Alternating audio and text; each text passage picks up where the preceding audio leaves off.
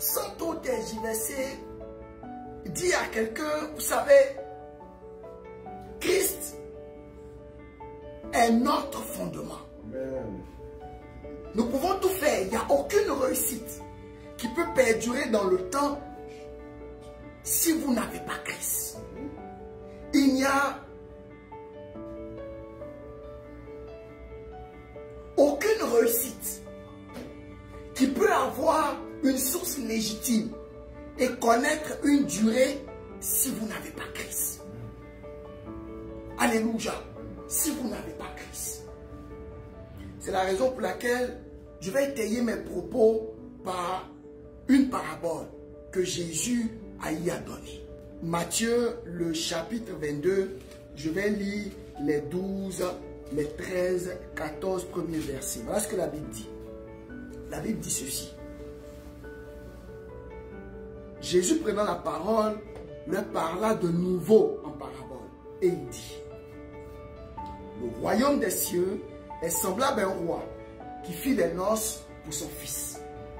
Le royaume des cieux est semblable à un roi qui fit des noces pour son fils. C'est très important. Il envoya ses serviteurs appeler ceux qui étaient invités aux noces, mais ils ne voulurent pas venir. Il envoya encore d'autres serviteurs en disant, dites aux conviés, voici j'ai préparé mon festin, mes bœufs et mes bêtes grasses sont tués, tout est prêt, venez aux noces. Mais, sans s'inquiéter de l'invitation, ils s'en allèrent. Celui-ci a son champ, celui-là a son trafic. Et les autres se saisirent les serviteurs, les outragèrent et les tuèrent. Le roi fut irrité au verset 7. Il envoya ses troupes et fit périr ses meurtriers et brûla leur ville. Alors il dit à ses serviteurs, les noces sont prêtes, mais les conviés n'étaient pas dignes. Allez donc dans les carrefours, c'est très intéressant, appelez aux noces tout ce que vous trouverez. Ses serviteurs allèrent dans les chemins, rassemblèrent tout ce qu'ils trouvaient, méchants et bons, et la salle des noces fut pleine de convives. Amen. Le roi entra au verset 11 pour voir ce qui était à table. Il aperçut là un homme qui n'avait pas revêtu un habit de noces. Il lui dit, mon ami, comment es-tu entré ici sans avoir un habit de noces? Cet homme eut la bouche fermée. Qu'est-ce que la Bible dit? Verset 13. Alors le roi dit au serviteur, liez-lui les pieds et les mains, jetez-le dans les ténèbres du dehors, et où il y aura les pleurs et les grincements des dents. Et la Bible, le passage termine par, car il y a beaucoup d'appelés et peu d'élus. Alléluia. Et donc, Christ, notre fondement. Alléluia. Je vous ai dit qu'une vie qui n'a pas le Seigneur, aussi belle en apparence que peut être cette vie-là, vous allez vous retrouver à un moment où cette vie-là va manquer de quelque chose. Alléluia. Cette vie-là va manquer de quelque chose. Cette fille-là sera à un point où elle aura des insuffisances parce qu'elle ne pourra plus avancer. Pourquoi? Parce que les fondements ont été biaisés. La Bible dit qu'il y a deux maisons. Il y a une maison qui est bâtie sur du sable et il y a une maison qui est bâtie sur le roc. Mais la maison qui est bâtie sur le sable, quand le vent et la tempête vont venir, parce qu'assurément il y aura vent et tempête, la Bible dit que de façon très claire, celle qui est bâtie sur le sable va finir par s'écrouler. Mais celle qui est bâtie sur le roc va rester et va perdurer. Alléluia. Alors, quand nous avons Christ, aujourd'hui, nous le disons et le monde doit comprendre que c'est Christ qui en vaut la peine. C'est pour Christ que nous sommes nés et c'est pour Christ que nous devons travailler. Et tout ce que nous faisons, tout autour de Christ et doit tourner autour de Christ. Une vie qui n'a pas le Seigneur comme fondement, une vie qui n'a pas le Seigneur, avec tous les exploits que cette vie-là peut réaliser, elle va finir par être une vie inachevée. Bien-aimés, regardez, il y a des vies qui sont aux dernières heures inachevées. Pourquoi? Parce que ces vies-là n'ont pas eu comme fondement Christ. Alléluia. Alors, Jésus parle à ses disciples et veut leur donner une idée de comment le royaume va être. Alors, il leur donne cette parabole. Il dit, le royaume des cieux, si on a du mal à imaginer, le royaume des cieux est une image comme un roi qui donne des noces pour son fils. Et des noces, c'est comme un mariage, c'est une fête. Et donc, pour son fils. Et donc, avant ça, on se prépare des mois et des mois avant. Donc, ils ont édité des cartes d'invitation et ils ont donné à des personnes bien claires, des personnes identifiées avec des noms. On leur a dit, à cette date-là, il va y avoir des noces et des noces pour le fils du roi. Donc, quand on parle du roi, on parle de quelqu'un qui a un certain prestige comme un ministre, comme une autorité et qui doit faire un événement qu'il tient à cœur, un événement pour son fils. Amen. Amen. Suivez-moi. Alors, la Bible dit que le jour J, à quelques heures des noces, le monsieur se rend compte qu'il n'y a personne. Les gens ne sont pas là. On va les appeler pour leur dire, bon, venez, c'est l'heure des noces.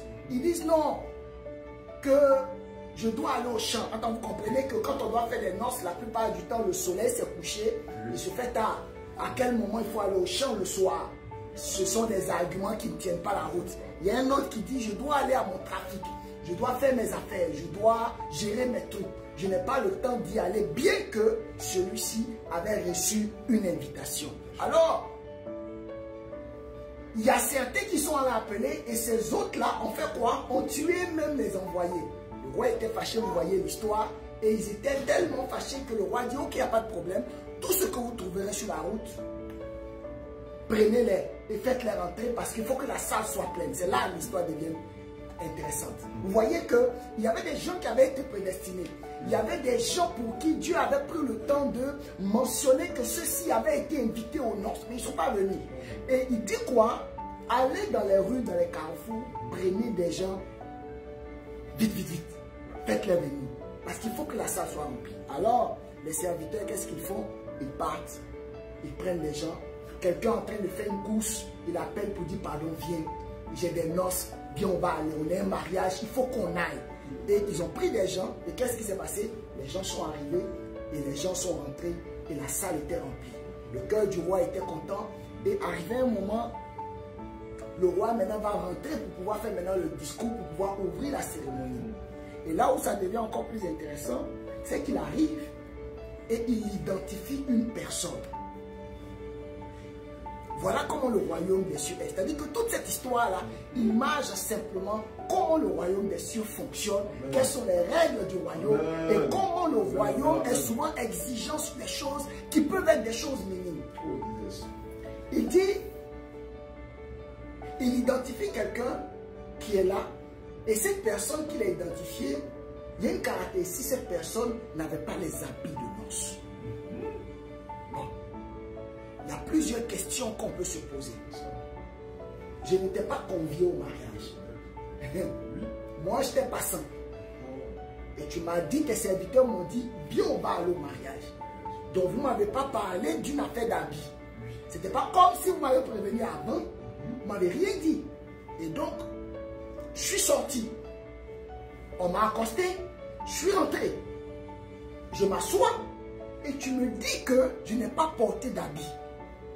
Je ne suis pas vêtu en uniforme. Je n'ai pas un habit de noces. Et mieux, au lieu de me chasser, ils ont fait quoi? Ils l'ont lié, ils l'ont tué et ils l'ont jeté dans la gêne. Regardez un peu.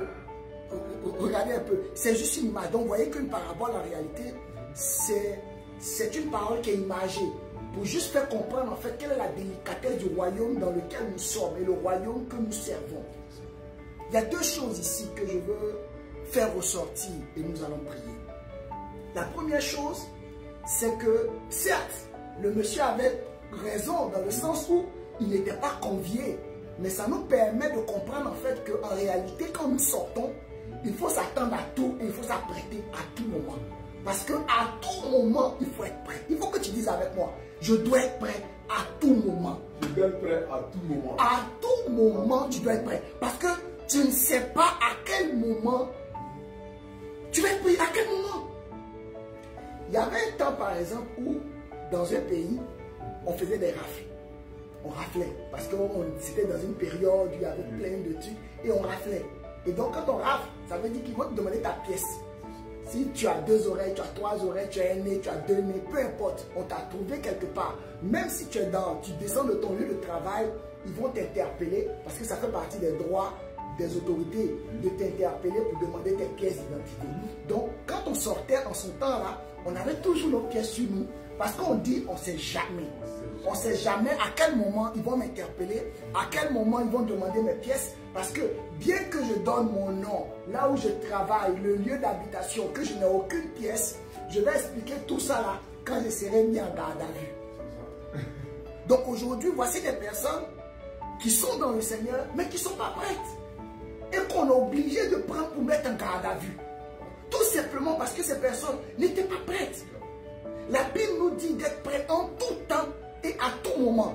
La Bible dit qu'on ne sait ni le jour ni l'heure. On ne sait ni le jour ni l'heure. C'est-à-dire que quand on se réveille le matin, on ne sait pas qu'est-ce qui va venir bouleverser notre journée. On ne sait pas qu'est-ce qui va venir être la nouvelle, qui va être la pierre qui va chambouler notre journée. On ne sait pas quel va être cet événement-là qui va nous mettre hors d'état, qui va nous mettre en colère et qui va ralentir certaines grâces que Dieu a mis dans notre vie. On ne sait pas à quel moment un frère va se lever contre un autre frère, une soeur va se lever contre une autre soeur, contre une parole qui va être mal interprétée. Alors la Bible dit, ne sachant ni le jour ni l'heure, on doit être prêt à tout moment. Et la Bible dit, veiller, c'est prier.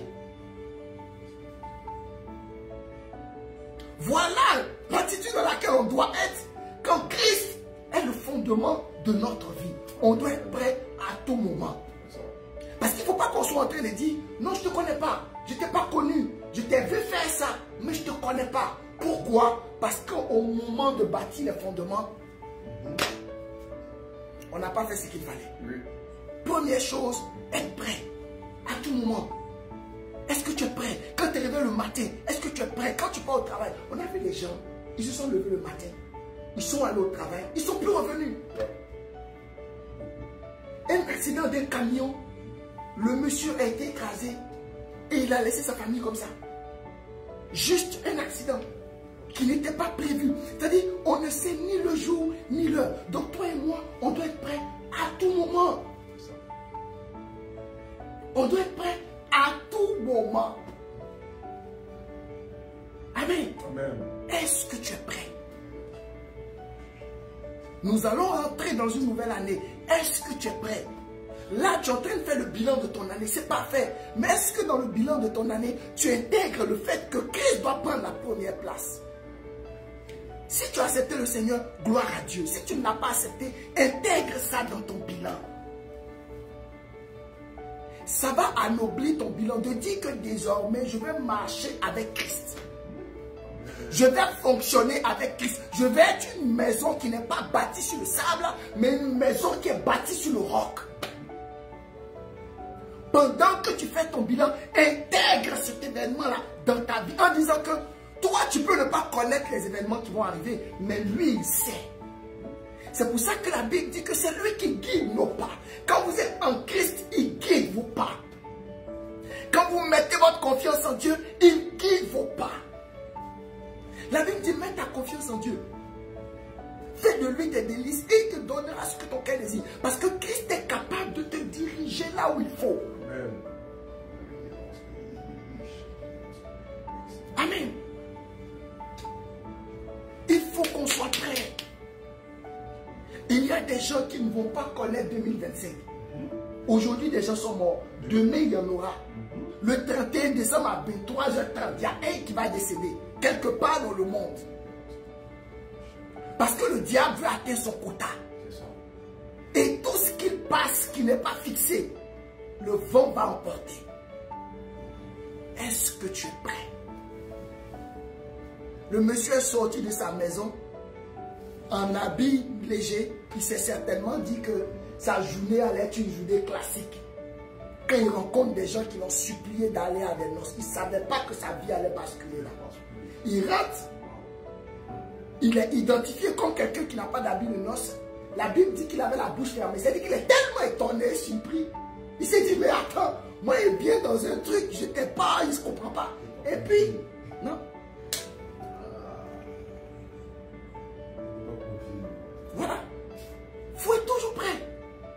toujours prêt.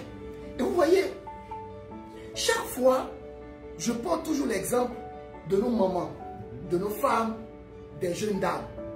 Elles ont leur sac à main là. Pour nous, c'est lourd. Mais pour elles, c'est pas lourd. Parce qu'elles sont habituées au poids. Mais quand tu prends le sac à main d'une femme, oh mon Dieu. Oh mon Dieu. Il y a tout dedans. Tout. Parce qu'elle dit, oh les femmes là, non, elles sont terribles. Je respecte les femmes. Elles disent, on ne sait jamais. Donc vous voyez comment la femme réfléchit. C'est-à-dire qu'elle prend son sac à main dans lequel elle met tout parce qu'elle dit, je ne veux pas être surpris, on ne sait jamais. La femme anticipe, elle dit on ne sait jamais. Nous on se lève là, on prend notre téléphone et puis on part. Mais une cérémonie, elle va prendre son temps. Elle s'est déjà maquillée, non? Mais elle va mettre un autre maquillage dedans parce qu'elle dit qu'on ne sait jamais. Mon fond de teint peut couler. On ne sait jamais. Je peux prendre, il faut dans mon sac à main prendre un petit truc de rechange. On ne sait jamais. Il peut arriver un événement. Un gâteau peut tomber sur mon habit. Je fais comment? Il faut avoir une écharpe au moins pour... On ne sait jamais. On ne sait jamais. Donc quand vous voyez les femmes se préparer pour aller à un événement, elles mettent du temps parce qu'elles sont en train d'établir les fondements. Elles mettent du temps. Souvent, moi, je suis le premier. Je me plais tout le temps. Non, pour moi, là, mon modèle, là, que j'ai, ma femme, là, oh boy, non, si tu dois aller, elle me met rime, je sais que là où elle est rime, amen, elle nous a gratifié les 2 dimanches passés d'un enseignement de taille, et je bénis le Seigneur, comment gagner nos batailles, et je bénis le Seigneur pour sa vie. Amen. Je dois aller à un événement avec Christelle Dona. L'événement est à 19 h. Il faut que je lui dise ça à 16 h. Elle va prendre 3 heures pour se préparer. Et là encore, il faut que je prie le Seigneur pour ne pas qu'entre 18h45 et 19 h, il y ait un événement qui va encore rallonger. J'ai dit, mais pitié, je t'ai dit ça depuis 16 h. Elle dit, non, tu ne peux pas comprendre parce que tu n'es pas une femme. C'est-à-dire que au début, quand elle me disait ça, j'étais vraiment fâché. Je dis, mais comment tu peux dire ça? Je t'ai dit qu'il y a un truc à 19 h. Je t'ai dit à 16 h. Et à 18h45, toi, Dona, tu n'es pas encore prêt. Pourquoi? Et je suis fâché. Je suis fâché. Elle dit, tu ne peux pas comprendre. Et là, imaginez, ça c'est quand il n'y a pas enfant. Quand il y a enfant, là c'est la totale. Là, on dit ça depuis midi. Parce que enfant, là, il y a son modèle.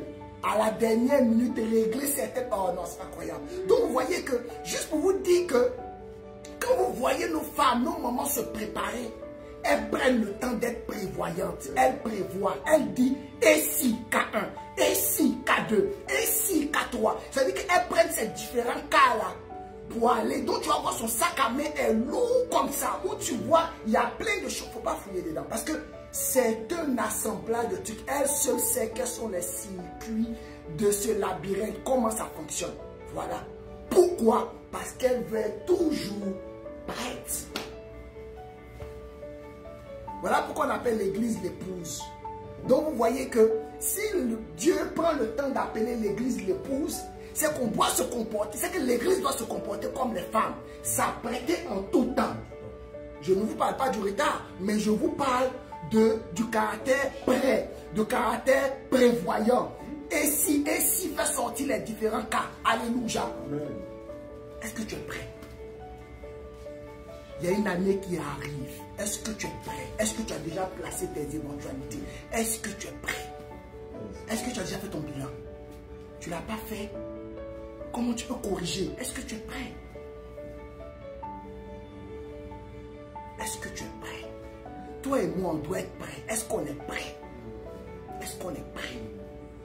Le monsieur est sorti de nulle part. Il partait faire ses courses normalement. On l'a arrêté. On dit viens à des noces. Le monsieur s'assoit. Il n'a pas porté habit. Il veut se plaindre. Mais on lui dit mon frère, toi et puis ta plainte. Non, ce n'est pas de ça qu'il s'agit. Il fallait que tu sois prêt. Il fallait être prêt. Quand tu sortais de ta maison, il fallait être prêt.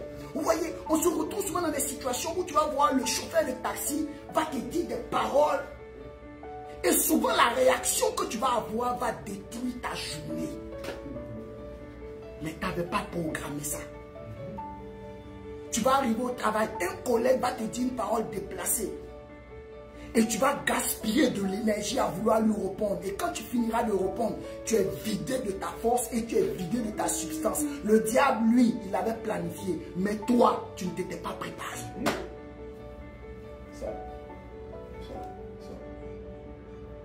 Est-ce que tu es prêt? Tu vas aller, tu vas manger un repas parce que tu as faim, tu manges. Tu n'avais pas eu le temps de prier. Ton ventre va tourner, va couler. Tu vas voir que finalement, tout ton... C'est-à-dire que le reste de ta journée là va tenir compte de l'aspect de ton ventre. Imagine, tu ne te sens pas bien au niveau de ton ventre. Tu veux même travailler, tu ne peux pas travailler. Les courses que tu avais envie de faire, que tu avais prévu de faire, tu ne peux plus les faire parce que tout va être recentré sur comment ton ventre va se passer. Dans un tel cas de circonstance, tu fais quoi? Est-ce que tu es prêt? Alléluia. Est-ce qu'on est prêt?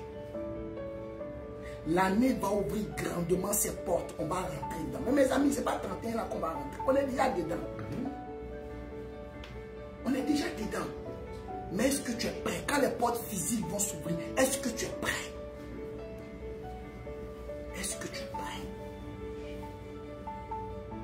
Si Dieu nous parle maintenant, c'est pour que nous puissions nous apprêter. Si tu n'es pas prêt, ce n'est pas grave. Mais apprête-toi. Apprête-toi. Alléluia. Le monsieur ne s'attendait pas à ça. Il ne s'attendait pas à ça. Deuxième chose. Je vous ai dit qu'il y a deux choses que je veux relever dans cette histoire pour juste étayer mes propos. Et nous allons prier. Deuxième chose, on dit au monsieur qu'il n'avait pas porté des habits de noces. Ok. Il faut être prêt, je suis d'accord. Mais même si je m'étais bien habillé, comment toi tu sais, parce que, attends, quelqu'un peut bien s'habiller, mais ça peut être un habit qui n'est pas convenable à la circonstance, n'est-ce pas? C'est la raison pour laquelle vous allez vous rendre compte que quand vous lisez l'histoire, ça n'a rien à voir avec un vêtement physique. Il y avait quelque chose que le monsieur n'avait pas, que l'ensemble de la salle avait. Je vous explique.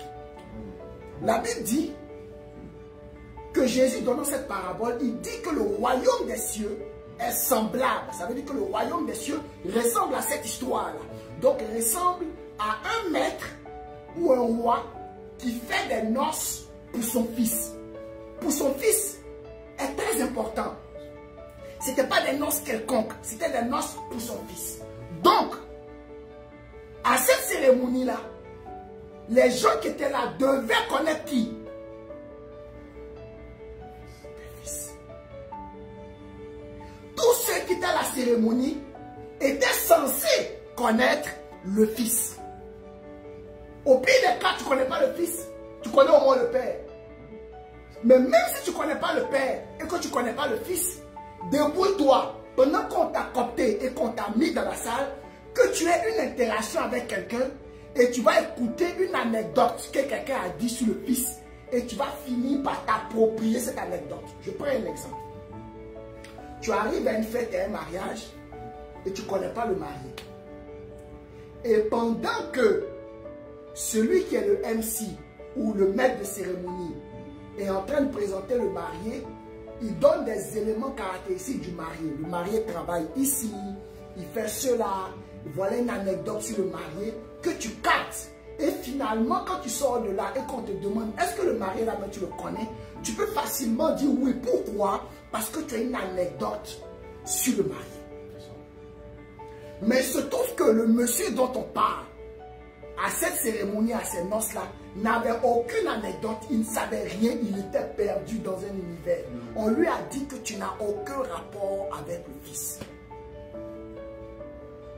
Et c'est là que ce deuxième point devient problématique. Parce que tout ce qu'on va faire, on peut être bien habillé. Mais si tu arrives à une cérémonie qui est faite en l'honneur du fils et que tu n'as aucun rapport avec le fils, tu vas te retrouver en train d'être retranché d'un événement auquel peut-être tu n'avais pas été convié, mais tu as fini par être là.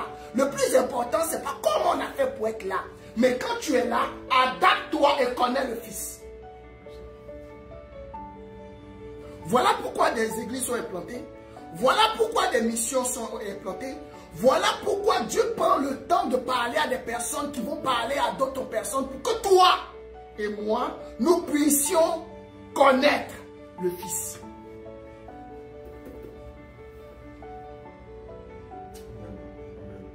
Il faut le connaître. Tu veux que ta vie ait de l'allure en cette année qui commence 2025, il faut le connaître. Tu peux te vêtir correctement, mais il y a un vêtement que tu dois avoir. La Bible dit, revêtez-vous de Jésus-Christ.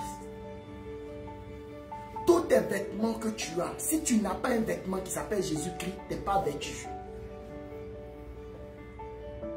Dans toutes tes activités que tu as, s'il y a une activité qui n'est pas en rapport avec Christ, c'est du temps que tu as perdu dans la journée. Quand tu fais le point de ton mois, s'il n'y a aucune activité que tu aies fait, auquel tu as participé, qui n'a aucun rapport avec le Fils, avec le Seigneur, c'est un mois qui est vide. Je te dis, qui est vide. C'est pour ça, prends le temps de t'accommoder et de prendre ce qu'il faut pour connaître le Fils. Connais-le. On a la Bible, on a des enseignements, on a YouTube, on a énormément de situations qui vont finir par te donner des anecdotes pour que tu connaisses le Fils. Mais il faut que tu le connaisses. Amen. Il faut que tu le connaisses. Et ce soir, je veux juste dire ces deux choses. La première chose, sois prêt à tout moment, comme nos mamans, comme nos épouses, comme nos dames, qui dans leur sac à main, toujours, il y a un plan B. Quand tu sors de ta maison et que tu entames ta journée, sois prêt. Tout événement peut arriver, mais sois prêt. Deuxième chose importante, c'est que pendant que tu t'apprêtes, assure-toi de connaître le Fils. Pendant que tu t'apprêtes, rassure-toi que tu le connais et que lui aussi il te connaît. Parce que tu peux prétendre le connaître, mais lui ne te connaît pas. Et on a vu dans la Bible où des gens disent avoir prophétisé, des gens disent avoir chassé des démons, mais lui il dit il ne les connaît pas. C'est comme quelqu'un se lève et puis dit moi il me connaît. Et puis maintenant on m'appelle et puis on me demande le nom de la personne. Je n'ai eu aucune interaction avec la personne, je ne sais même pas le nom. Je ne vais pas dire je te connais parce qu'on n'a eu aucune interaction. Mais toi peut-être tu m'as déjà vu, tu me connais, ok, il n'y a pas de problème.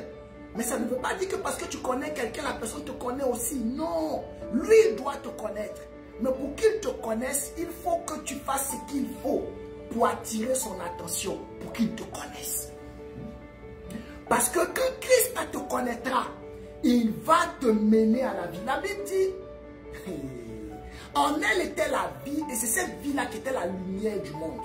Ça veut dire que quand tu vas connaître Christ, il va maintenant orienter ta vie pour que ta vie soit utile au monde dans lequel on est. Mais pour ça, il faut que lui te donne des instructions. Mais pour te donner des instructions, il faut qu'il te connaisse, soit dans son sillage. Pourquoi on prie? Pourquoi on jeûne? Pourquoi on médite? Pourquoi on appartient à une église? Pourquoi on appartient à une communauté? Pourquoi on a des pères spirituels, on a des leaders? Pour que Dieu arrive à nous localiser, à nous identifier, à nous connaître. Quand on dit que Dieu nous connaît, c'est parce qu'on est identifiable. Amen. On nous connaît parce qu'on est identifiable. Amen. Si aujourd'hui, par exemple, je suis au Canada là comme ça, et puis je dis, par exemple, je prends mon frère Jay, et puis je demande, mais est-ce que comment je peux dire ça? Est-ce que les services frontaliers ou bien le pays du Canada le connaît? Je peux dire oui, parce que il est ici là. Il y a tout qui vont regrouper autour de lui. Son adresse, son permis de conduire, sa plaque d'immatriculation, tout ça tourne autour de lui. C'est le même nom, la même date de naissance. Donc le pays le connaît. Ça veut dire que s'il y a des subventions auxquelles il a droit, il va juste se pointer avec sa pièce. Ils vont le lui donner. Pourquoi? Parce que le pays le connaît. Mais il y a des gens qui ne connaissent pas le Canada, bien qu'ils ont toutes les études sur le Canada. Ils regardent des vidéos, ils regardent des TikTok, mais ils sont quelque part dans un autre pays. Et ils disent qu'ils connaissent le Canada, parce qu'ils connaissent même les 10 provinces, ils connaissent même la superficie. Ils savent que c'est le deuxième pays le plus vaste après la Russie. Ils savent tout ça, ils connaissent le Canada. Mais est-ce que le Canada, c'est là le truc. Ils connaissent le Canada, mais est-ce que le Canada les connaît? Donc c'est de ça qu'on parle. Quelqu'un peut prendre la Bible et puis lire. Vous voyez qu'on nous a raconté l'histoire de l'eunuque qui a eu son entretien avec Étienne, mais qui lisait la parole, mais qui ne comprenait pas. Une chose n'est pas de prendre la Bible et de lire. Maintenant, si tu lis, celui que tu lis là, il ne te connaît pas, il n'y a pas d'interaction entre vous deux, il y a problème. Tout ce qu'on est en train de faire reprend une logique. On fait tout ça pour attirer l'attention du Père qui lui doit nous connaître. Amen. Bon, imagine, ton papa se sent bien, il se porte bien. Et puis maintenant, on demande à ton papa, est-ce que lui là, c'est ton enfant? Est-ce que tu le connais, c'est ton enfant? Et puis ton papa dit, je ne sais pas. Vous voyez que ça devient beaucoup plus problématique et tout le monde va se poser des questions. Mais toi, tu peux dire, oui, c'est mon papa parce que quand tu étais là, c'était lui qui était là et tu l'as vu, tout et tout. Tu peux dire, c'est ton papa. Mais il faut que lui soit capable de te reconnaître comme étant son enfant. Amen. Et cette histoire-là, elle fait réfléchir. Elle fait réfléchir. La Bible dit que les prostituées vont nous dévancer au ciel. Pourquoi Dieu dit les choses comme ça? Pourquoi? C'est-à-dire que pendant que toi et moi on est là comme ça, la Bible dit qu'il y a des prostituées qui vont nous dévancer au ciel. Et ça veut dire qu'une chose n'est pas de faire tout ce qu'on fait là, faire du bruit. Non, il faut que le type là nous connaisse. Il faut que le fils nous connaisse.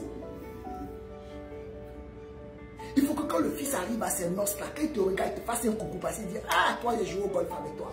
Ah ça va, toi on était à une cérémonie avec toi. Ah toi j'ai fait la classe de deuxième année avec toi. Ah toi j'ai fait le secondaire avec toi. Quand le fils arrive, ah tu es l'enfant de tante Clara. Ah d'accord. C'est-à-dire que le fils est là et puis il interagit avec tout le monde. Pourquoi? Parce qu'il te connaît. Mais imagine tu es là et tu n'as aucune référence. C'est-à-dire que même si tu ne le connais pas personnellement, mais tu te fais accompagner par quelqu'un qui le connaît. C'est la raison pour laquelle la Bible dit que Dieu nous a donné des bergers.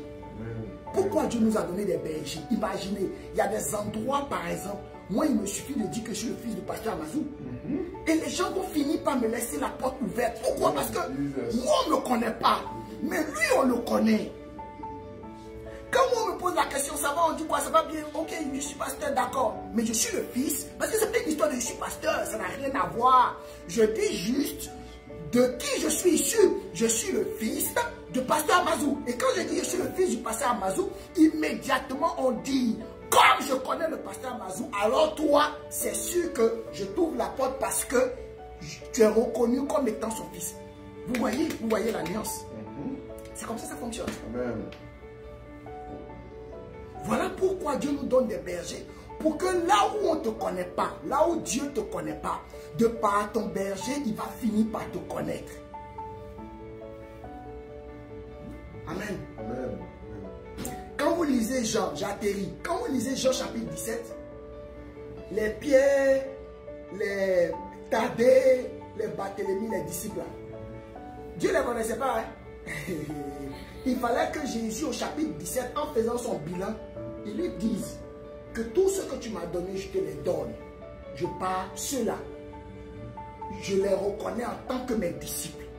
À part un dedans qui a décidé de se perdre, qu'on appelle Judas, qui s'est perdu, qui allait se pendre. Les autres là, je les reconnais. Donc même quand je pars, que mon esprit continue de régner sur eux et que la renommée à laquelle j'ai été appelé soit attachée à eux. Donc Jésus, dans Jean chapitre 17, quand il fait la prière sacerdotale, il fait son bilan, il valide que les différents disciples là, lui appartiennent et que le Père doit les traiter comme lui l'a traité en tant que fils. C'est fort. C'est fort. Jésus. C'est ça qu'on appelle le cachis. C'est ça. Et c'est ça que nous recherchons. C'est la raison pour laquelle Ne t'agite ni à gauche ni à droite. Il y a des choses que Dieu ne va pas te dire. Il y a des choses que Dieu ne reconnaîtra pas venant de toi. Mais il faut que tu aies une autorité. Il faut que tu aies un père qui va te donner accès. Débrouille-toi, mais le père doit te connaître. Le fils doit te connaître.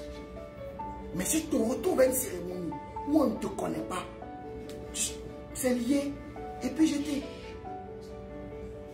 À quoi ça sert de gagner le monde et perdre son âme? À quoi ça sert de gagner le monde? Et au finish, tu vas dire de ta vie qu'elle est vanité. À quoi ça sert de gagner des batailles? Quand tu gagnes des batailles, et cette grosse bataille que tu dois gagner en toi et ton âme, et puis conserver Christ, tu l'as perdu. À quoi ça sert? À quoi ça sert? Retiens ces deux choses ce soir. Pendant que tu es en train d'établir ton bilan, pendant que tu es en train de travailler pour donner des perspectives et des objectifs à 2025, sois toujours prêt. Il faut que nous le devenions. Toi et moi, nous devons toujours être prêts. Soyons prêts. Deuxième chose, il faut que le Fils nous connaisse. Même si c'est au travers de notre autorité, il faut que le Christ nous connaisse. Une fois que ces deux choses sont établies, les noces vont bien se passer. Et je souhaite que pour cette année 2025, que l'Éternel te surprenne en te faisant participer à des noces auxquelles tu n'avais pas été convié. Je déclare qu'une faveur imméritée s'attache à toi pendant que ce n'était pas programmé. Je déclare que pour 2025, il y avait quelque chose qui avait déjà été programmé pour quelqu'un, mais la personne est en train de jouer avec que Dieu a dédié ça sur toi. Mon Dieu. Il y avait une guérison comme la femme qui était atteinte de père de 12 ans, qui n'était pas programmée pour elle, qui était programmée pour la fille de Jairus. Mais elle a su provoquer le Seigneur et il y a une déviation. Ainsi qu'il y ait déviation de la guérison dans ta vie. Cette année qui commence, que Dieu bénisse ta vie et qu'il te surprenne. Toi, sois prêt. Toi, sois prêt. Et toi, connais le Fils.